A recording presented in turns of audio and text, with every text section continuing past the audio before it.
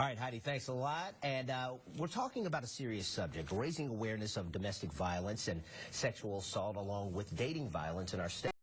About it earlier in our newscast, and as you can see, Arkansas Attorney General Leslie Rutledge, she joins us this morning as she's raising awareness about domestic violence, sexual assault, and dating violence in our state, which is a very serious topic. First off, thank you for joining us this morning. Thank you. Excuse me, always good to be here. No doubt about it. We're glad always having you here. All right, you guys had an act. It was Act 952. It was passed last year, really giving teachers the resources on teaching students about dating violence and sexual assault. How big of it was for the state to pass that act, and also just helping educate teachers about noticing the signs of dating violence? It's absolutely imperative that our educators, our coaches see the signs of dating violence and that they work with our teams, because essentially the program that we are working with, it's a national program called Break the Cycle. That's the training that we're up here doing in Northwest Arkansas today. It's going to be at Farmington at the Northwest Educational Cooperative to teach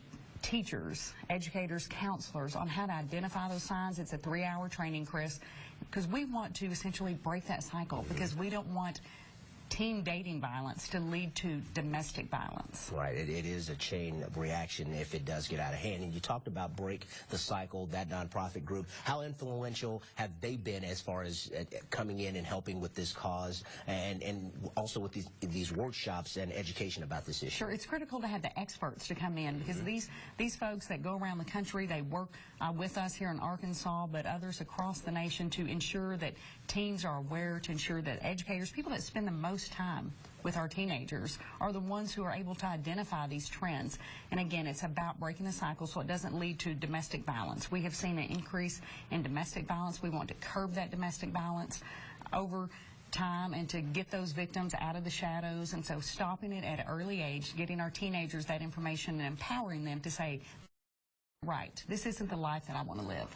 We're going to wrap up on this in just a second. Got to ask you another question, and I know tax season, we're close to the end of tax season. We're talking about, what, about 2 or 3 weeks from the end of the tax season. So what do Arkansans need to be on the lookout for as far as tax scams? Well, a couple of things. First of all, I know many Arkansans receive those crazy phone calls from people claiming to be from the IRS that they owe taxes. The IRS is not going to call you. They are not going to call and demand payment, or they'll send you to jail. That is not going to happen. They will send you a letter.